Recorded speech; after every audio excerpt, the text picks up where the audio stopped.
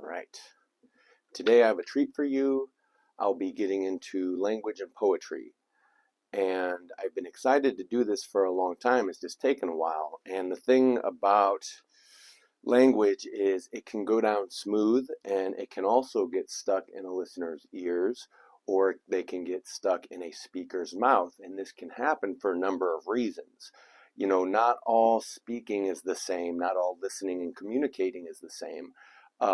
So in terms of poetry and language, I'm thinking in terms of signs, symbols, tones, a system of secret codes and communications. And it's long been understood here in America. Well, it hasn't been understood, it's just kind of under the radar, but the very notion that something like 2% or less of the population read or writes poetry, yet poetry or the use of language to convey meaning and to convince and to persuade and to share is something that everyone does as a matter of daily life.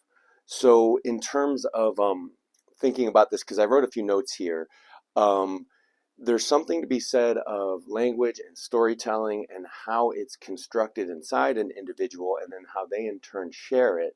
But it's not like these aren't explored territories. There's whole branches of science and philosophy that deal with language. And I was thinking specifically philology, as well as just general, the grammar of any language, let's say, uh, what that means, because language itself is, it's games, it's pleasant sounds that we hear. You could say in some sense the original or the first instrument might be the voice. And you can see this in toddlers and children, for instance, that they're often very delighted to hear or especially to make sounds. And they don't have to even be coherent sounds or pleasant sounds. They're often annoying sounds, but there is a sense of engaging with the world around them, as well as the reaction, as well as what you can see in the child is how they feel about it, right? So you see that it's very personal and it's bodily, our own individual reactions to what we see, what we hear, what we feel. But I was thinking from the perspective, and so everyone knows, this isn't an introduction course so much as it is, when I call it an introduction, it's kind of more like on with it, in the sense that, I'm going to be referencing known or established authors, writers, people who belong to the Western or world literary canon. And if you know their names and their work, then it'll help you to understand. If not, you can, study this video itself and then further study the authors and those mentioned in it. Right. So I'm trying to offer a kindness here to the listener. But going to known debates in linguistics, someone like Wittgenstein comes to mind. And he's a famous language guy like Chomsky. Like Chomsky's a newer guy, and everyone's got their theories on language. But he came up to a few what we'll call walls, or what would be the equivalent in like physics or astronomy is like that cosmic background radiation of, like, if this is the known world, and this is what we can visibly see, and this is what our scientific tools and our rational thought can then discern to see through what we think we see or what we assume about what we see, then Wittgenstein begins to come up against very real barriers in his philosophy of language. And just so you know, as an image consultant, I very much consider myself a philosophy of appearance. So everything like our appearance, our behavior, and our communication contributes to that. So in poetry, that's the use of simile and metaphor, right? That's the use of language to say what we mean. And then even Wittgenstein has a definition that winds up being pretty simple. In his first book, he puts it forth his picture of his theory of language. The basic idea here is that language corresponds to reality by picturing it. And before Wittgenstein was born, Emerson, for instance, a famous American writer and just dude, all around dude, he said the basic idea here is language corresponds to reality by picturing it, is what Wittgenstein said. And Emerson wrote that, I've said it before, but time and space are but physiological colors which the eye makes. And then Wittgenstein seems to agree with Emerson that language corresponds to reality by picturing it. In Emerson's essays on language, he talks about language as being subservient to nature and that we use the imagery of nature. I've gone over this in another video or two, I think, but that a clever man is a fox, a raging man is a lion, a stubborn man is an ox. We could go on down the list of what these similes and these metaphors mean and why can we even understand them, because we can all look to the image and say, I know what that image is, even though if we don't know the author's or the writer's original intention behind their words, which gets into Wittgenstein's philosophy on language, or the serious questions here, because basically he's saying what Wittgenstein is saying, there's no such thing as private language. And I kind of go back to then, like, what's that toddler experiencing when he hears the joys of language and the joys of sound, right? Because Emerson also writes that the words can be what they may, the sounds can be what they may, right? What we recognize are the sentiments behind them, or what we're discerning are the sentiments behind them, even if hidden. And then there's this idea of, wait, but isn't language to communicate? So why would you use language to hide? And it's like, well, but the whole thing is a code of communication. But wait, there's no private communication. So how are we even doing anything at all? It begins to raise serious questions. And maybe there's a few of you out there who really begin to, I'm not going to say see the problem, because like I said, this is moving past it. Wittgenstein denies the existence of such private language, but his argument is not a good one. Well, they say it's not a good one, but I think he makes a pretty good point. That to understand, he shows private language falsely. First of all, let us look. Okay, this writing is bad. Wittgenstein puts, could we also imagine a language in which a person could write down or give vocal expression to his inner experiences, his feelings, moods, and the rest for his private use? It's called a journal, right? You're talking to yourself, basically. For instance, in 1984, one of his revolutionary acts is to keep a journal. In a society where there is no private language, right? Where there is no self, because it's only a big brother, it's only a perpetual state of warfare, right? There is no self, it's just the party. Anyway, to understand how we already went through that. He says, can't we do so in our ordinary language, right? Can he relate his feelings, moods, and the rest? But that's not what I mean. The individual words of this language are referred to what only can be known to the person speaking, to his immediate private sensations. So another person cannot understand the language. This definition of private language entails three perspectives. One, the reference of the vocabulary in that language and just what the speaker himself knows, or the speaker's direct and private feelings and inner experience. Two, such a language cannot be used for intersubjective communication, but only for his personal use. So then why do we communicate at all, right? What's really going on here? What are the real games being played, especially if language is coded yet communicative? And then the idea that it's hiding something. Why would you use language to hide?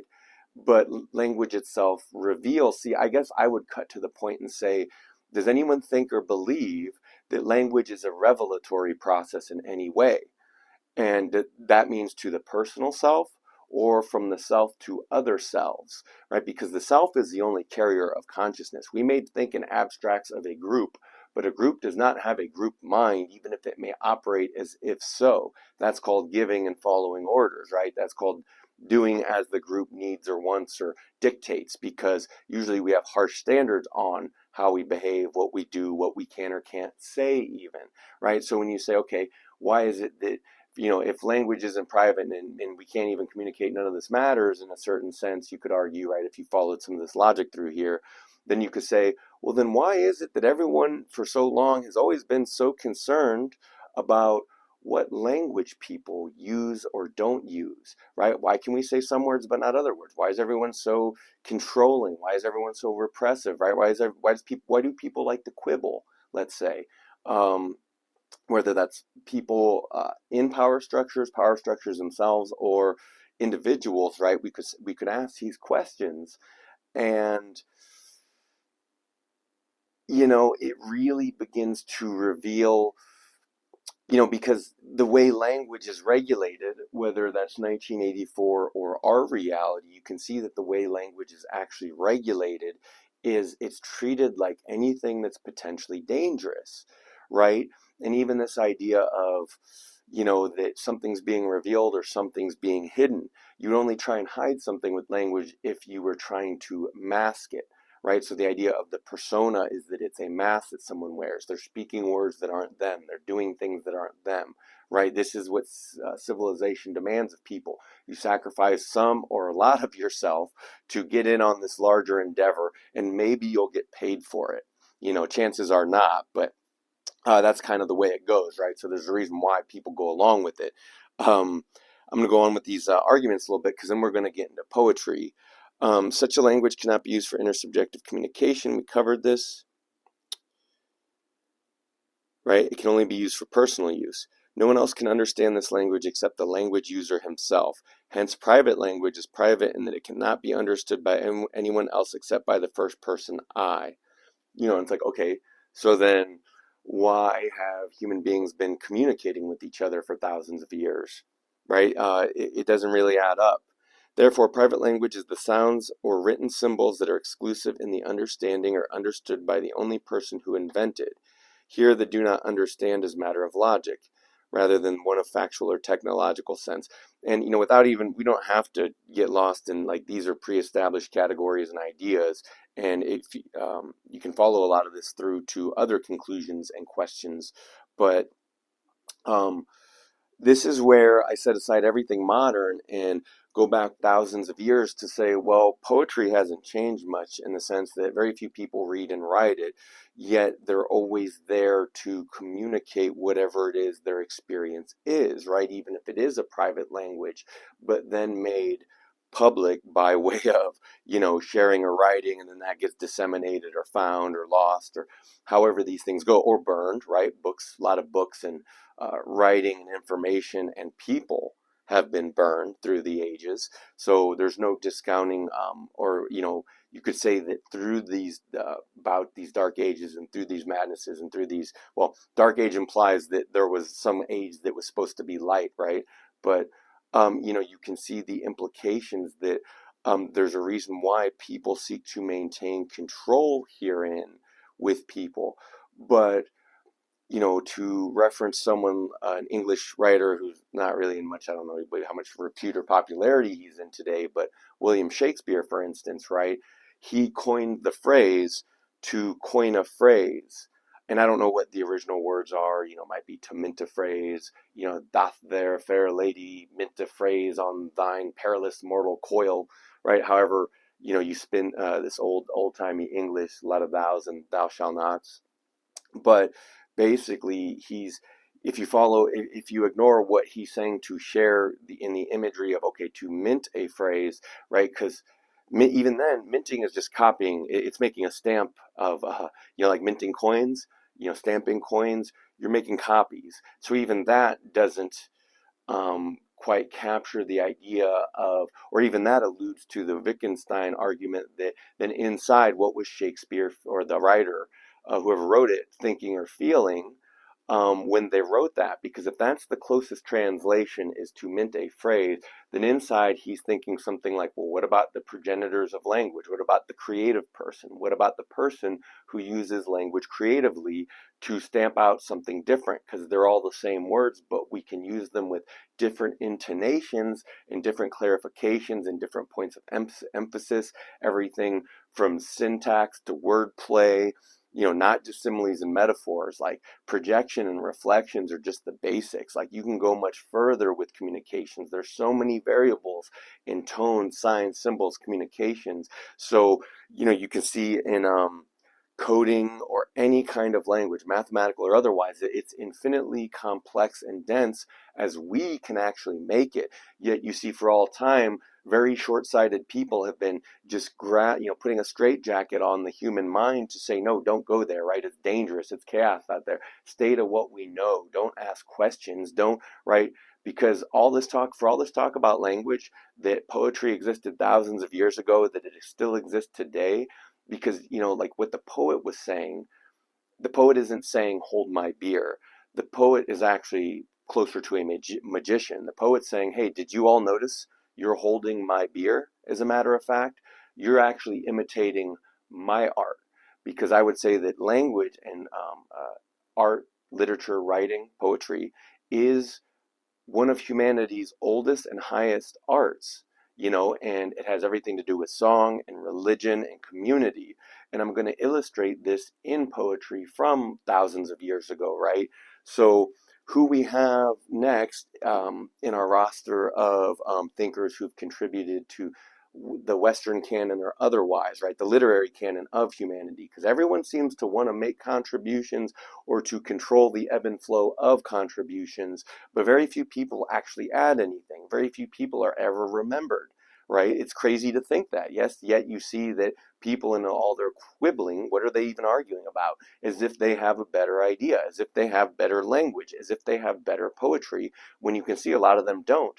If they're just minting phrases, if they're just copying phrases that we know, if they're using the same old cliches, if they're using same old idealistic, ideological party language, if it's already well documented, and then it's basically prefabricated, as Orwell talks about in his Politics in the English Language, it's an essay. The whole point of ideologies is to have ready-made thoughts, that like then the brain doesn't have to work. It's just the larynx speaking. It's closer to a parrot, right, or a donkey. The donkey can only say eon, eon, yes. The donkey only says yes. The parrot only repeats what it hears. The poet says, you're holding my beer, right? You see where I'm going with this. So we have Enheduanna, right? And Enheduanna, if you don't know who she was, if there was a People or a U.S. Weekly or a National Enquirer of ancient Mesopotamia, ancient Iraq, like she would have been on there and they would have been going, oh my God, girlfriend, look what Enheduanna's doing. Do you see how good she looks? Do you see how good she speaks? Oh my God. Because her position in society was one of diplomat. So Enheduanna, let's see, she was daughter of Sargon of Akkad, and she was the Entu, or high priestess of the moon god. If her name's Edwana, then that's Nana, right? In the Sumerian city-state of in the reign of her father, Sargon of Akkad. So it's like Lord of the Rings, except real. And she was likely appointed by her father as the leader of the religious group at to cement ties between the Akkadian religion of her father and the native Sumerian religion. So she was a diplomat, right? She had to speak and communicate well to be a diplomat.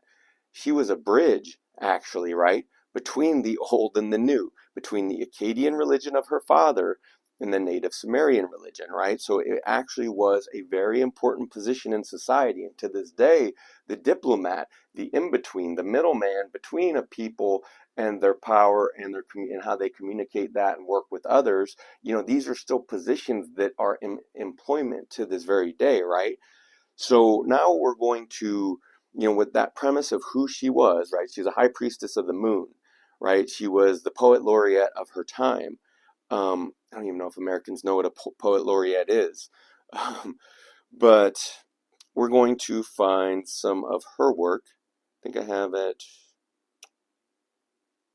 This is it, maybe. The Banishment from A Curse on Uruk. Oh yeah, that'll be topic for another day. I do have a interesting archaeological magazine with discussions on the original language, and it's thought that the earliest language was a curse. And you can very much see this, 2300 BC, banishment from A curse on Uruk, right? Down with the Uruk-hai, condemning the moon god Nana, the restoration of Enheduanna to her former station, and the final prayer. But I have it right here. Lady of the largest heart and battle queen, joy of the council of the great gods, eldest daughter of the moon, and all land supreme among great rulers, mother of dragons, breaker of chains, right? You begin to see where this goes. Queen of rare deeds, she gathers the me from heaven and earth, greater than On, the god of the sky. The shining house of stars bright with lapis stones, she opened itself to all lands, a whole mix of people in the shrine of every month. Lift heads for the Eresh, all the primeval lords. So forth the very young Saba on your platform, Great, sorry, great Nanagbal Nisaba, lady of Saba, brought powers down from heaven. Oh, you know she was cool. Added her measure to your powers. Oh, so she had something to bring to the table, right? Enlarged the shrine to set it up for praising. Oh, so she was a good little trooper. Faithful woman, exceeding in wisdom, right? She was useful to her community. She was valuable. Opens her mouth to recite overcooled line tablets, right? Literally talking about how they're doing their ceremonies, right? They're reading from these clay tablets. It's power. Always consults lapis tablets. Oh, so these were ornate tablets, right? They were decorated with stones, precious stones or semi-precious stones. Gives strong counsel to all lands. True woman of the pure soap work, born of the sharpened reed, right? So born of the sharpened reed. Oh shit, that's sharper pen. I guess. Well, anyway, who measured? So it was written before. This stuff kind of goes circular. Who measures the heavens by cubits, right? So measurement, I mentioned of why measurements in linguistics matter, right? Strikes the coiled measuring rod on the earth. Praise be to Nisaba, the person who bound this tablet together. Praise, right? That's like saying, thank you to my secretary for writing this down. I appreciate it. Your Chili's gift card is in the mail. But, she probably was buried alive or something with her, right? Given the old world. But basically, you can see that the religion, the culture, the means of recording and then sharing and then bridging the old and the new in this culture is all that is being told, being visualized, being displayed. I couldn't find it, but I know she has this other poem about describing the city that kind of blends and juts up out of the earth and how it's this great marketplace and hustle bustle. Just basically she's waxing poetic on this bustling civilization that they had created and maintained, because there was no government power, there was no computer system, there was no easy, there were no hospitals and medical system. Yes, all these things that existed in their early civilizational forms, and none of what we have now is new. It's only been further iterations on everything: science, medicine, technology, language, poetry, rhetoric, sophistry. It all existed thousands of years ago, and what was worshipped most was linguistics as it pertains to language, state, and power, right? So you see that Enheduanna was a representative thereof, and she wrote poetry that referenced that. So I'll find some more here. Condemning the moon god Nana. As for me, my Nana ignores me, right? So she's been forsaken by her god. He has taken me to destruction, to the alleys of murder. Ashim Babar had not judged me wrong. If he had, what do I care? If he had judged me wrong, what do I care? I am Enheduanna, that's right. I was triumphant, glorious, right? That's all cap. But he drove me from my sanctuary. He made me escape like a swallow from the window. My life is in flames. He made me walk through brambles on the mountain. She's talking about being humbled. She's talking about a powerful ego destruction process. He he stripped me of the crown correct. For a high priestess, he gave me a dagger and a sword and said, turn them against your own body. They are made for you, right? He's saying this sword and this dagger are made for you, right? He's literally saying, it's almost like saying sculpt something out of your character, right? You can see her personality shine through, battle queen, hymn to the high heavens, all that is worshipped and cherished most, because, it was, her position was very high in the society, as was the god she worshipped. So I'm showing you for a long time standing how the poet says, do you want to give me my beer back? And the rest of you say no, generally. So then the marketplace and then our very human reality, our very means, even though Wittgenstein basically kind of points to this idea that, hey, and as well as it points to pessimistic modern nihilistic philosophy, really, like there's some Emile Cioran, for instance, on the shelf there, where basically it's like saying, hey, you're having this weird dream in a locked room, right? You can't actually, like, all of you can't, you're not actually communicating, you're not actually agreeing, you're not actually seeing. It's basically, merrily, merrily, merrily, as if life is but a dream. You begin to fall through the rifts of existence here, existence as the quintessential and ancient existential crisis and problem, of which religion and its language, its bedrock, uh, imagistic language has always been representative thereof, and telling the story of good and evil and death and survival and blessings and curses therein, right? It's all religious. It's always been religious.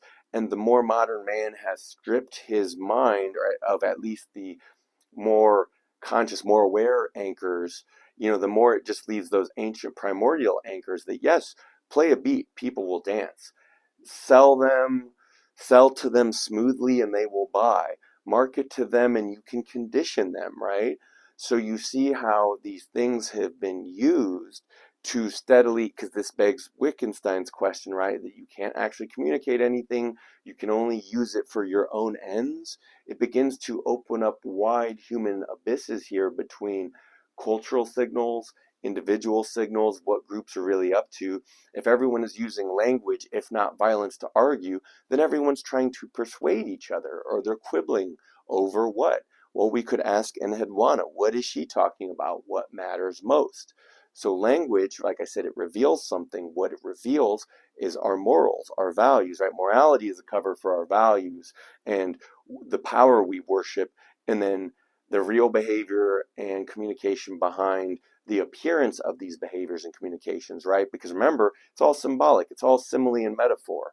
The reality is we, we are animals, and to be walking primates, and sometimes donkeys and parrots too, right? That are trying to supposedly understand ourselves and one another. The idea that we can communicate at all, it's the building of almost an insurmountable bridge, really. And then from there, it's a question of, well, if all these codes and symbols have been created and then reworked and reminted and rephrased and cliched and repeated, and then, again, like I say, on the market, you see all these ideas: religion, health, wealth, well-being. It's all pilfered and then resold to you through good speech, through a well through a appearance, behavior, and communication that people can agree on, that people can say, I want that. And what they're revealing by saying, hey, I want that, or I want to be sold that, they're revealing they're not happy with what they already have. They're revealing they're somehow not satisfied. They're saying, if only I wasn't me, or if only I wasn't this way, or if only things weren't this way, right? This is the buy-in on something like ideology or a religion or a cult. Like, hey, we're going to build that bigger, better future everyone's been talking about forever, right? Like, we're going to get there someday, right? And then you can go, yeah, but if the utopia was inbound, there's no reason it shouldn't be here already. If we had some final conclusion, if there was some final destination, we would have reached it already. When we've been going around in circles, like I said, Emerson even begins that essay where he says, time and space are physiological colors the eye makes. Literally, hey, I'm a walking, talking primate, and look, my eyes, I'm not trying to reduce things because I don't think in terms of scientific reductionism or Socratism. That's not how I operate. But it is a facet and a popular linguistic structure, as well as a kind of mode of professionalism. Wittgenstein also gets into all these things too, right? These are coded, complex, sophisticated forms of communication used by professionals and workers and people to do their jobs, to get the things that need to be done, to further buy, to further sell. It has many applications in our culture and in our society to this day. Excuse me. The basic forms and the basic arts of civilization have not changed. So, bringing around full circle here, I'm going to go on with some poetry here. And German Renaissance man Goethe, again, another guy who made certain, contributions to the human body of knowledge and wisdom. He wrote of poetry stating that, a lot of people think it means nothing, or they think it's just, or maybe they're just used to bad poetry. So they're used to pretensions, and they're used to sadness, and they're used to just overdone, overwrought emotion.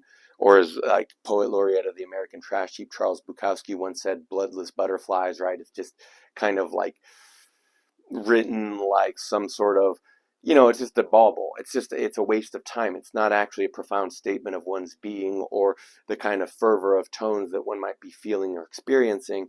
It's instead just like an imitation thereof, right?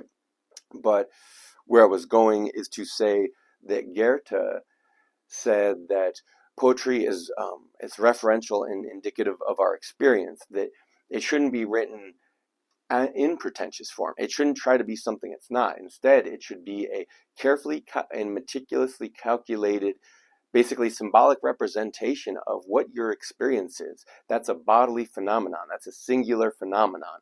And then, in context of everything I said about Wittgenstein, old or new in these domains of realms of language and these arguments, it leaves a serious question. And on the front end, I asked the question, I'm pretty sure I remember to ask the question because it's an important one. Is language actually revelatory? Do we believe it's revelatory? Does it actually reveal anything? Does it reveal anything to a self or to other selves, right? Then the follow-up question I have is, right, method, post-it note, if it's code, secret, art, if there's means here, there's this personal selection process happening, right? That's what I'm getting to. If at the end of the day, by the time someone communicates, they selected those words for a reason. They minted those phrases and those words and those metaphors and those similes for a reason, right? And here's my question, the follow-up of, is it revelatory or not? Because if it's not revelatory, then my simple question, well, who is speaking and why? Right? These are the existential questions at the heart of language, because you could say, then if I follow this up with an actual answer, because I'm going to leave this to the audience and the viewers, and you can ask and answer your questions in the comments, and we can kind of go from there. But basically, with this personal selection process, it's not arbitrary. It's not that people are stupid or they don't know what they're saying. It's that they're seeking specific reactions or actions, right? They're looking for specific people or audiences, right? So if it isn't revelatory, if it isn't a self-selection process, then I could question, like, as kind of back to the background radiation here, who or what is speaking and why? What has been constructed? What has been fabricated? If it's not an original hymn of or to our battle queen, if it's not of or for someone who's really speaking your language as a sentient primate of some sort, who's speaking? Why? What are they saying?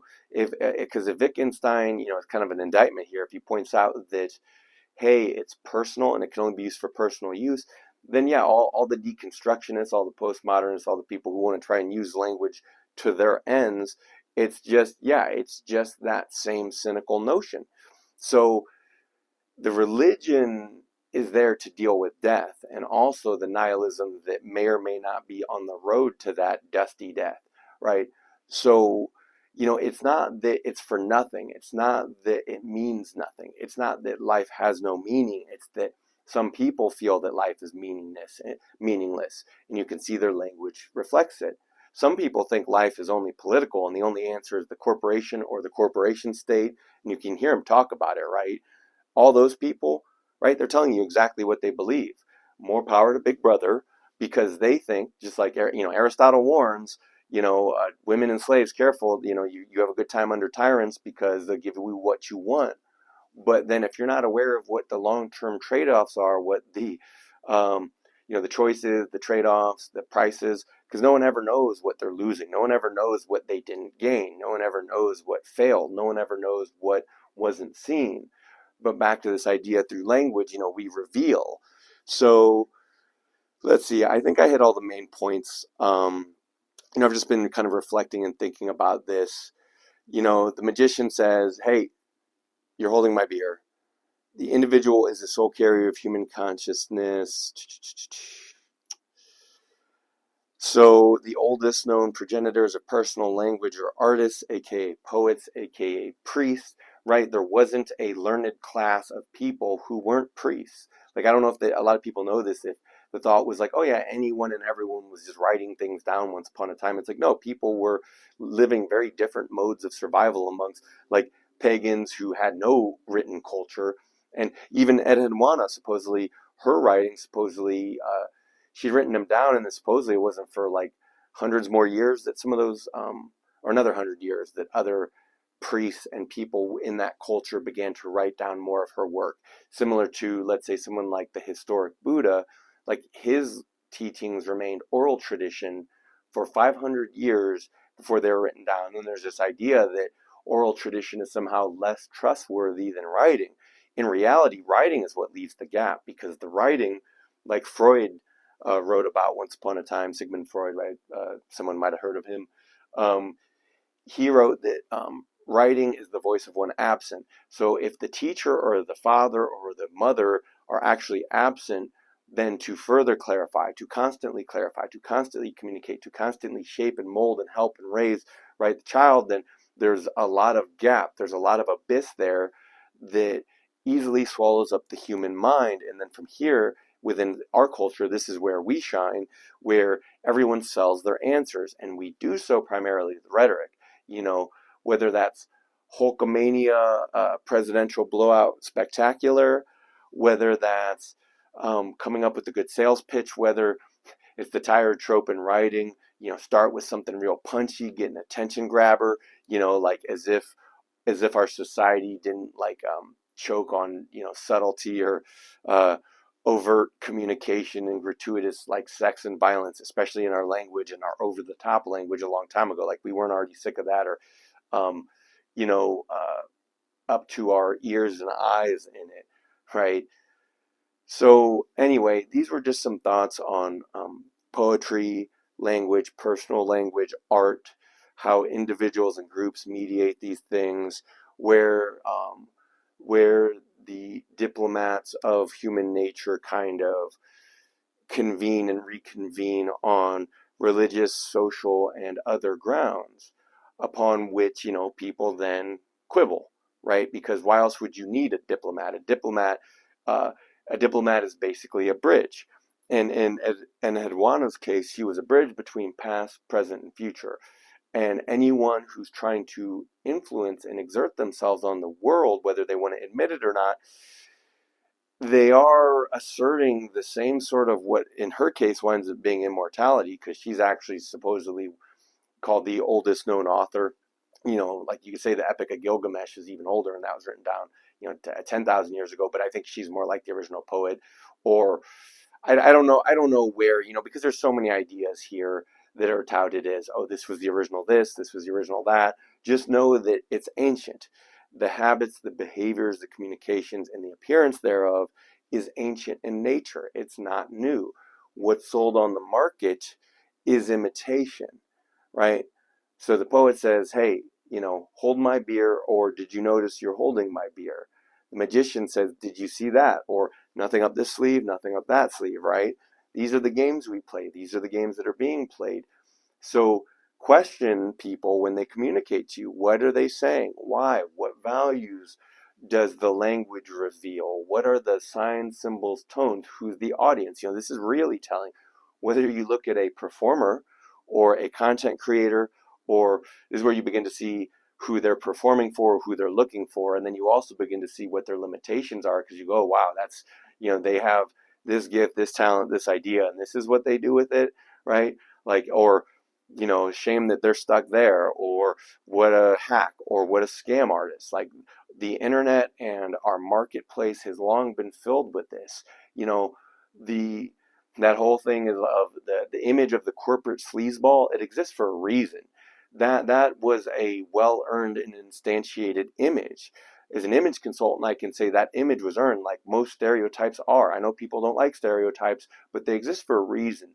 So then there's a question of, when we meet someone, right, do they defy what anyone's preconceived image or notion might then be, right? This is the idea of appearance being physical rhetoric, speaking for yourself before anyone or anything else can speak for you, to cut through the hack, to cut through the stereotypes, to get your message across, no matter what you're trying to communicate or why. So again, I'm Zach Morkowski here with Sharper Reed Image Consulting. If you need help honing your appearance, your behavior, your communication, especially your communication, especially your behavior, I can help you out. Anyway, thanks for your time. Thanks for your attention. Lots more to come, and see you around.